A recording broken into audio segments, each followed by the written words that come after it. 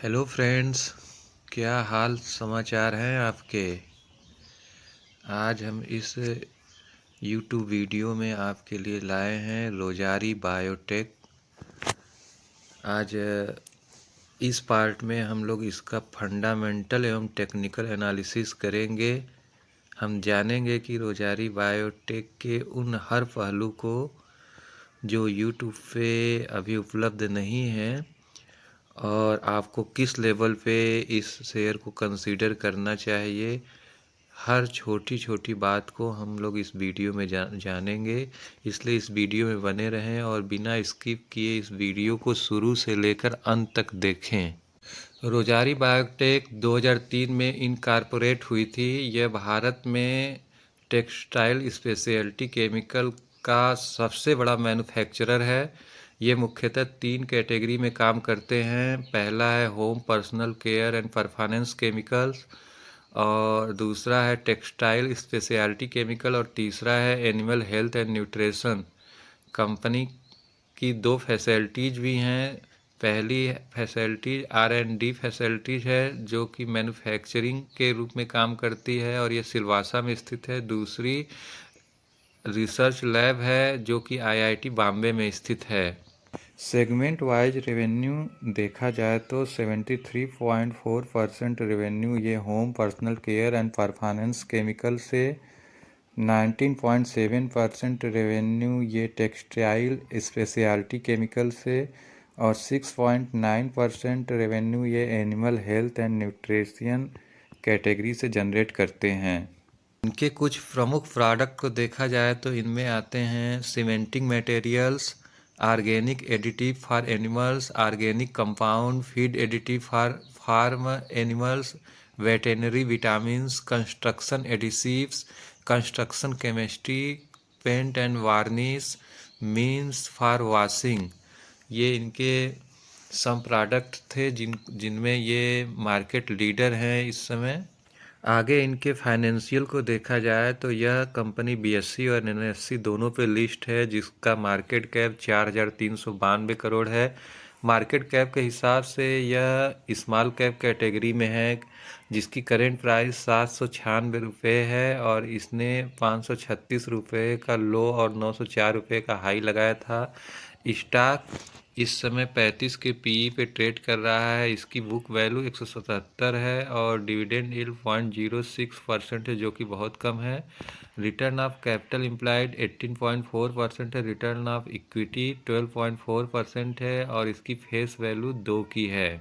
इसी के साथ इनके सेल्स ग्रोथ को देखा जाए तो 5 सालों का सेल्स ग्रोथ 27.29% है। 3 सालों का सेल्स ग्रोथ 17.57% है और 1 साल का सेल्स ग्रोथ -9.1% है। यानी पिछले 1 सालों में इनका सेल्स ग्रोथ डिक्लाइन हुआ है। जो यदि इनके प्रॉफिट ग्रोथ को देखें तो पिछले 5 सालों में 19.81% रहा है, 3 सालों में 2.9% रहा है और पिछले 1 सालों में -10.17% रहा है। यानी इनका प्रॉफिट ग्रोथ भी डिक्लाइन हुआ है, जो कि कंपनी के लिए नेगेटिव है। और हम लोग यहाँ पे देख पा रहे हैं कि पिछले 1 सालों में इनका सेल्स ग्रोथ और प्रॉफिट ग्रोथ दोनों डिक्लाइन हुआ है।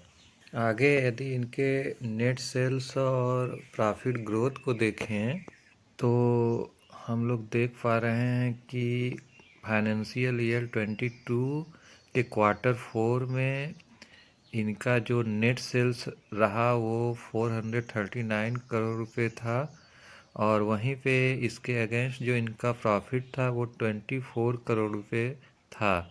और फाइनेंशियल ईयर 23 में देखा जाए तो इनका नेट सेल्स रहा 435 करोड़ और उसके अगेंस्ट जो इनका नेट प्रॉफिट रहा वो 29 था।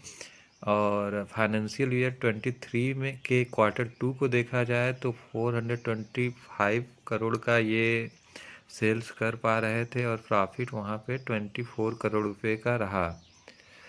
और हम लोग देख पा रहे हैं यहाँ पे कि फाइनेंशियल ईयर 22 के Q4 से फाइनेंशियल ईयर 23 के Q2 तक इनका सेल्स लगभग ठीक ठाक रहा। उसके बाद अचानक फाइनेंशियल ईयर 23 में के क्वार्टर 3 में इनका सेल्स इम्पैक्ट हुआ है, जो कि 389 करोड़ रुपए था, और वहीं पे इनका जो नेट प्रॉफिट था वो 26 करोड़ रुपए रहा। यानी इनका सेल्स पे इम्पैक्ट हुआ है। और फिर फाइनेंशियल ईयर 23 के क्वार्टर 4 को देखा जाए, जिसका रिजल्ट अभी कुछ दिनों पहले आया है, इनका सेल्स फिर इंक्रीज हुआ है, 406 करोड़ रुपए पहुंचा है, और इनका जो नेट प्रॉफिट है वो भी 29 करोड़ रुपए के पास पहुंचा है। यानी इनका सेल्स और प्रॉफिट फिर इंक्रीज किया है। रेवेन्यू और प्रॉफिट चार्ट के आधार पे यहाँ कुछ पॉइंट फाइंड आउट किए जा सकते हैं।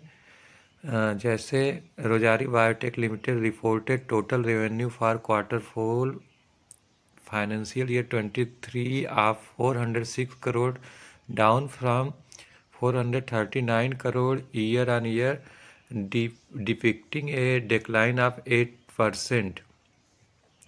यानी फाइनेंशियल ईयर 23 के क्वार्टर 4 में ये 406 करोड़ रुपए रेवेन्यू जनरेट किए थे, जबकि इससे पहले फाइनेंशियल ईयर 22 के क्वार्टर 4 में इनका रेवेन्यू 439 करोड़ रुपए था। इस तरह हम देखा जाए पिछले साल की तुलना में इस साल इनके रेवेन्यू में 8% का डिक्लाइन है। Total expenses for quarter 4 financial year 23 of ₹352 crore, up from ₹387 crore year on year, A D growth of 9%। और वहीं हम फाइनेंशियल ईयर 23 के क्वार्टर 4 में इनके एक्सपेंस को देखें तो 352 करोड़ रुपए का रहा, और फाइनेंशियल ईयर 22 के क्वार्टर 4 में इनका जो एक्सपेंस था वो 387 करोड़ रुपए का था।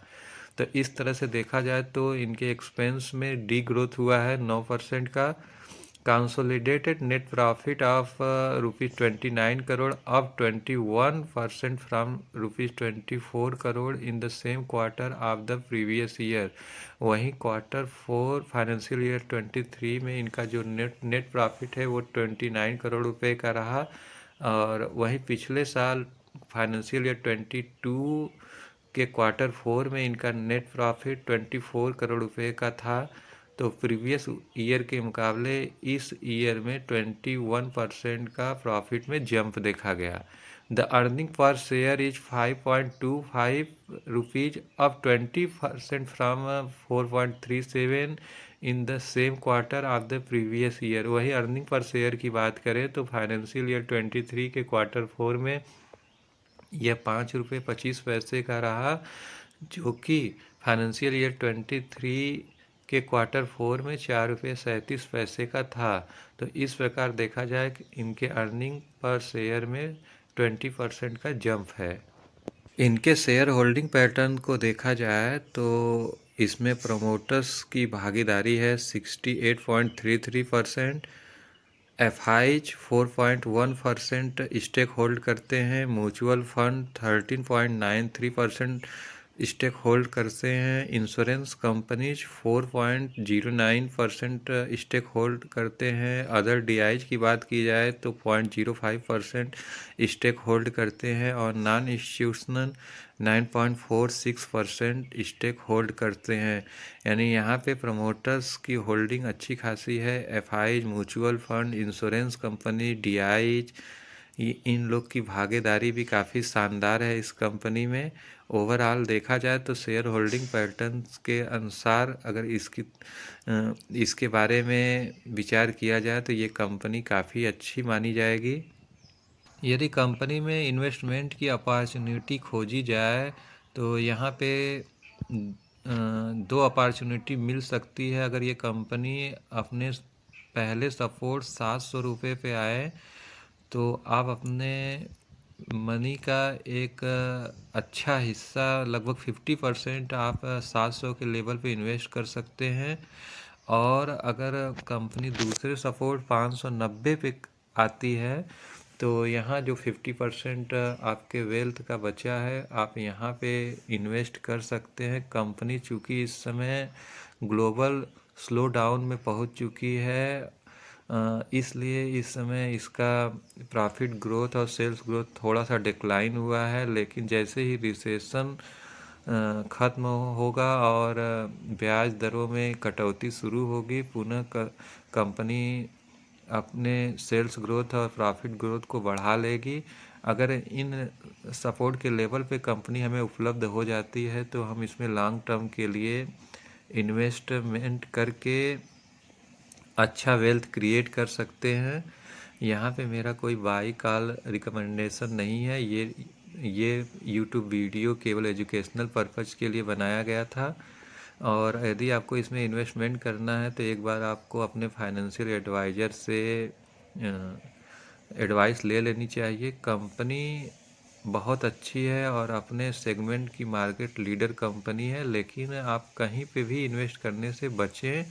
जब इन सपोर्ट पे वो कंपनी आती है तब जाकर अगर आप इसमें इन्वेस्ट करते हैं तो अच्छा खासा वेल्थ क्रिएट कर सकते हैं।